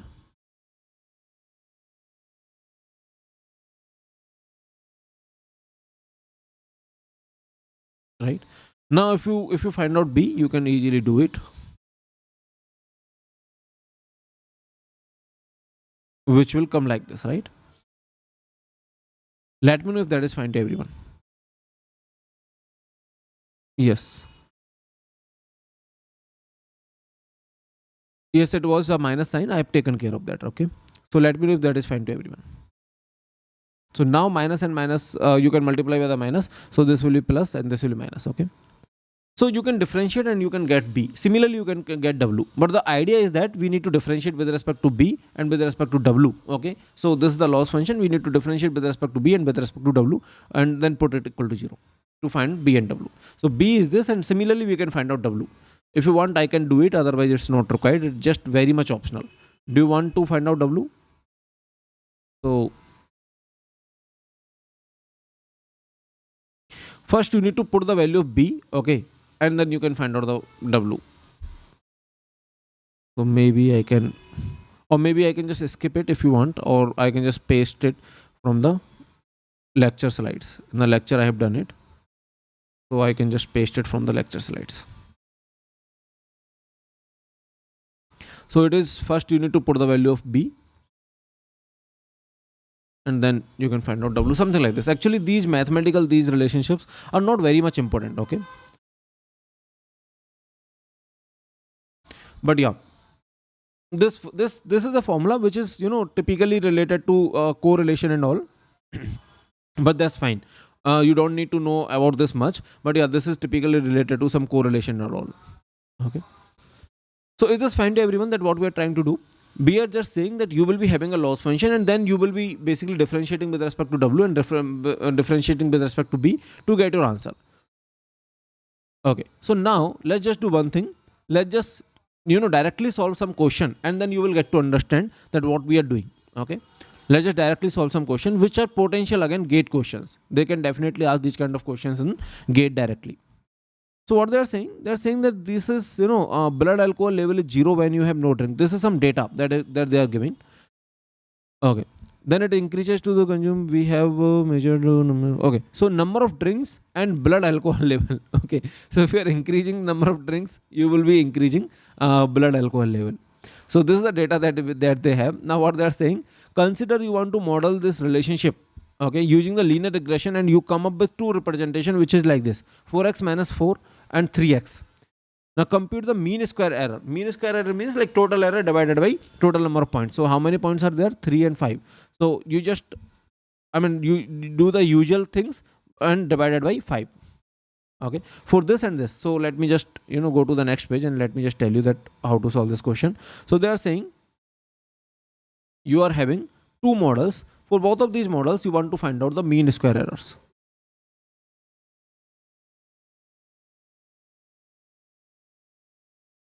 Okay,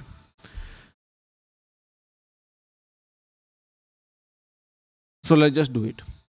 So let's just do for model A, which is y equal to 4x minus 4. So what will the mean square error? First let's just find out the error. Okay, so model A, y equal to 4x minus 4. So x is 2, then 4x minus 4 will be 8 minus 4, it will be 4. Okay, if x is 2, 8 will be 4. If x is 2, again 8 will be 4. This y cap will be 4. If 3, then 12 minus 4, 4 into 3, 12 minus 4 will be 8, right? This will be 8. This will be 4 into 4, 16 minus 4, it is 12. This is 4 into 4, 20 minus 4. 20 minus 4 is 16, right? So it is 4, 4, 8, 12, 16. So what is the mean? What is the squared error? And then I will take the mean. So it is 4 minus 3, 1 square plus 0 square plus 0 square plus 0 square plus 1 square divided by 5. So this is the mean square error. Is this fine to everyone?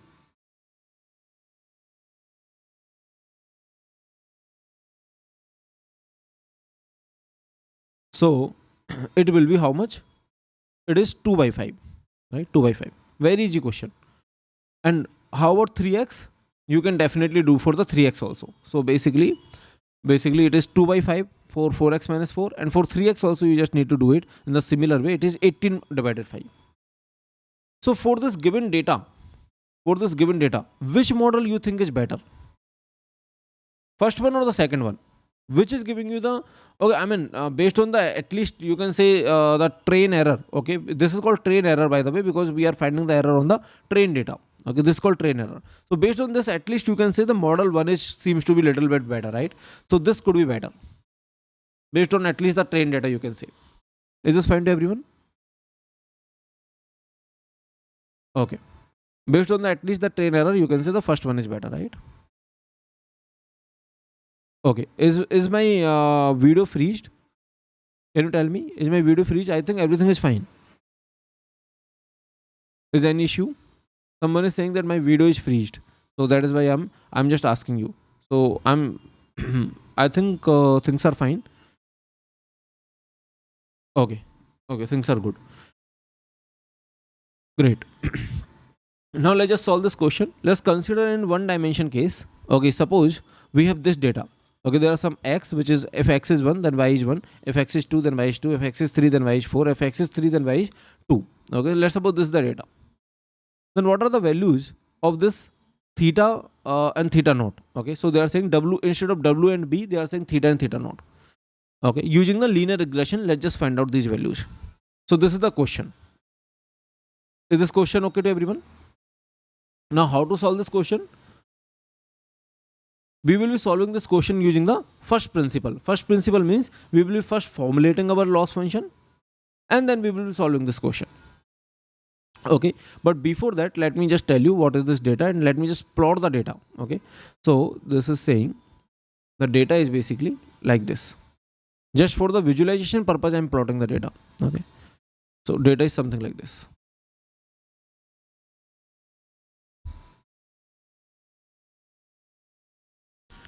So it is, this is x, this is y, this is 1, then this is 1, this is 2, then this is 2, this is 3, then this is 4, this is 3, then this is 2. Okay, so this is the data. Maybe I can just plot it a little bit just to see that what is happening here. If x is 1, then y is 1. If x is 2, then y is 2. Okay, till now things were fine, but when x is 3, then y is 4. Okay, now things get started little bit messy. 3, then y is 4 also, and y is 3 also. So let's suppose these are the points in our data, right? X is 3, then y is, okay, y is 2 and 4. X is 3, then y is 2 also, and then 4 also. So these are the 4 points we have in our data.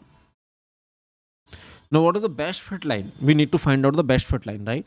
So maybe, I don't know, the best fit line could be like this, right? It is most probably, it will be like this. Intuitively I can say it will be like this. See that if we are putting a line like this, right, which is basically y equal to x, then at least for 3 it will be giving 3, right? I mean, it is neither near to 2 nor near to 4. I mean, it is equally. So if this is y equal to x, right? So for x equal to 3, the prediction is 3. So it is equally away from 2 and from 4. And at least it is covering these two. So intuitively, actually, I can say that y equal to x should be your prediction, or y cap equal to x should be your prediction, right? Which means if you talk in terms of theta and theta naught, so theta should be 1. Intuitively, I'm just saying, okay, theta naught should be 0. Why? Because at least it is covering 2 points, and for these 2 points, it is equally away. It is equally away from these 2 points, right? Actually, you know one thing, that if I just ask you, what is the minimum value of, let's suppose, a square plus b square, minimum value of a square plus b square, such that a plus b equal to 2, or maybe a plus b equal to, let's suppose, 10, okay, or maybe 8. Do you know, like, I mean, you can basically definitely put it and then you can solve this problem. Do you know directly that what will the value of a that will minimize and what is the value of b that will minimize? Can anyone tell me directly? See, you can definitely put a square plus, 8 minus a whole square, and then you can differentiate this with respect to a. Okay, let's suppose you differentiate this with respect to a, then it is 2a plus 2 into 8 minus a equal to 0. Then from here it is 2a equal to 8, from here a equal to 4. Okay, from here a equal to 4, and if a is 4, then b is 4. So basically 4 4 will be the answer. Okay, so if what I'm trying to say, in the calculus also I told this, if there is a problem which is, let's suppose, something like this, okay, a square plus b square like this, and there is some constraint like this, okay, then always the solution is that you have to equally divide. Okay, a and b should be equally divided. Do you remember in the calculus, in one of the lecture I told, okay, that you should be equally dividing 4 and 4, and then only it will minimize, or sorry, it should be, yeah, actually I think it should be minimum or maximum. You need to just check. I think it is a minimum value, right? You can just double differentiate this. If you double differentiate this, this will be 2 plus, um this is 16 minus 2a, so 2 minus, okay, double differentiation is giving you 0, right? This is a plus,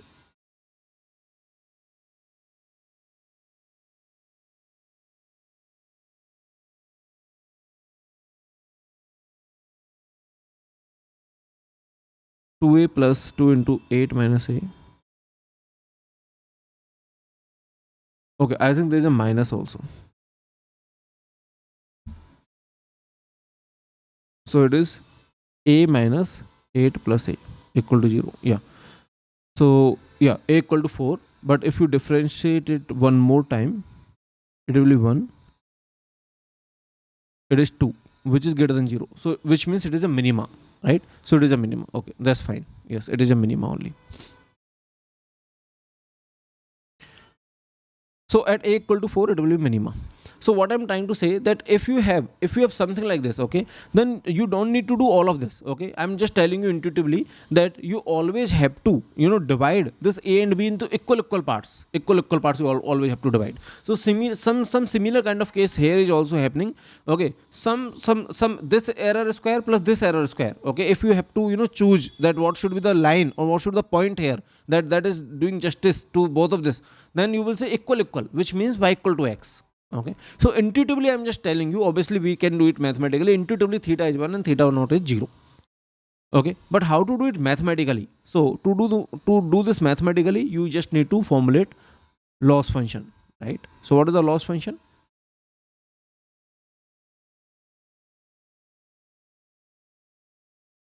It will be theta 1 x plus theta naught, right? So what is the first error? First error will be theta 1 and into x is 1 plus theta naught. The second error will be 2 theta 1 plus theta naught. This is 3 theta 1 plus theta naught. This is 3 theta 1 plus theta naught, right? So you just need to subtract each other and then take the square. So basically, do you want me to write it? Basically, you need to do this, right? 1 minus theta 1 plus theta naught whole square plus 2 minus 2 theta 1 plus theta naught whole square, and like this, right? 3 minus 3 theta 1 plus theta naught whole square, and then plus again 3 minus, sorry, 1 2 4 2 1 2, and then this is 4. this y is 4, and then this 2 minus 3 theta 1 plus theta naught whole square. See, if you choose y equal to x, then actually these two error can actually be 0. Okay, if you choose y equal to x, and you just have to minimize between these two, so you will be equally dividing. Okay, this some kind of intuition I have made, but yeah, you can definitely solve this. Okay, you can definitely solve it, and then you can get your answer. We will be soon seeing that, okay, we don't need to do it so much. Okay, we will be working with matrix algebra instead of writing it individually and doing all of this. We can directly solve system of linear equations which are a transpose a into x equal to a transpose b. We will be soon seeing it, okay, from machine learning perspective. You don't need to do all of this. Okay, but yeah, for this particular problem sake, you can do all of this, and then you can find out the theta 1 and theta naught. But if you do it, then theta 1 will be 1 only and theta naught will be 0.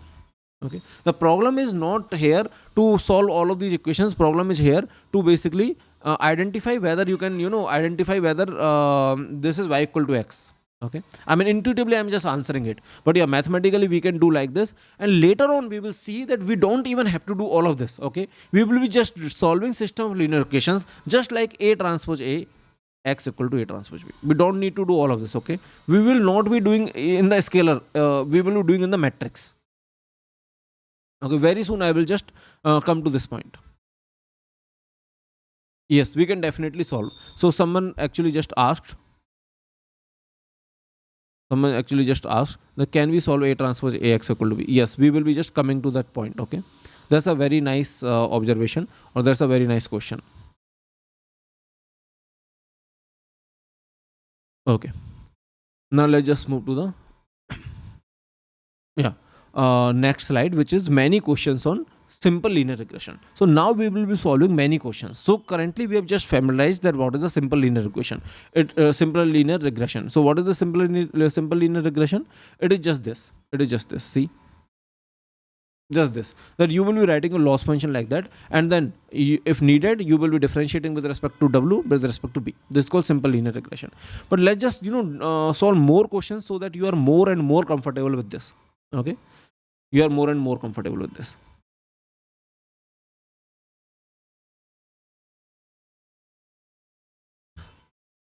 Should we take a break? Let me know. Should we take a break?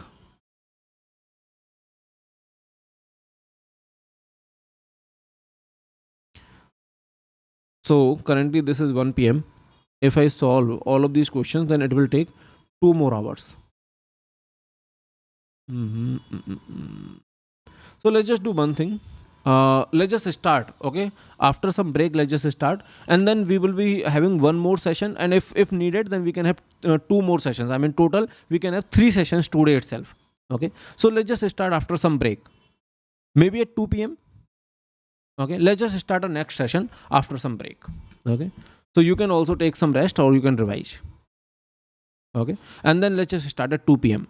We will be starting sharply at 2 p.m. and then we will be solving more questions on simple linear regression so that you are more and more comfortable.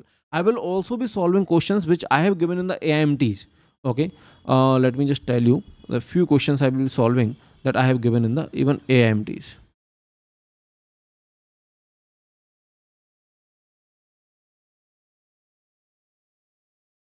See, this is one of the question. I think probably you can see this question I have given in one of the AMT. Okay, AMT 1, I think. Okay, I will be solving questions which are very much relevant here. So whether it is AIMT question, some test series question, some standard university question, okay, I will be solving these kind of questions also. So this question I've given in the AIMT, this is easy question only. You will get to understand these questions or potential gate questions once you solve more questions on the simple linear regression, or once you are more familiar about it. Okay, so let's just start at 2 p.m. and then we will be just continuing. Okay, so yeah, that's all. Thank you everyone. So let me just start at 2 p.m. Thank you.